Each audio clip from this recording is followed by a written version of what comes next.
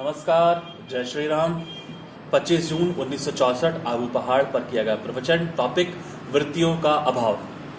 निर्विकल्प समाधि से अंतःकरण की वृत्तियों का बिल्कुल अभाव हो जाता है, तब सिर्फ आनंद ही रहता है। वही सत्य है, उसके अतिरिक्त सभी असत्य हैं। वैसे ज्ञान होने के बाद कोई भी इच्छा कामना नहीं रहती है।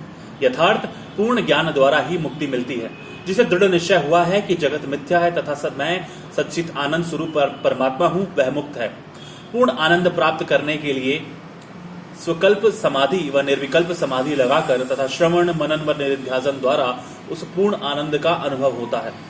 अनुभव करने के बाद स्वयं कहता है कि वह आनंद स्वरूप पार ब्रह्म मैं हूं। यद्यपि ज्ञानी दुनियावी कार्य कर रहा है, फिर भी वह आनंद पूर्वक जीवन व्यतीत कर रहा है। उसे शरीर भाव प्रतीत नहीं होता, वह तो अशरीर हो चुका है। आठों ही पहर आनंद ही आनंद में व्यतीत कर रहा है। जिसकी ऐसी अवस्था है वह धन्य है तथा पूजने योग्य है। आप सिर्फ अपना हृदय शुद्ध रखो, आत्मा आपके भीतर ही है।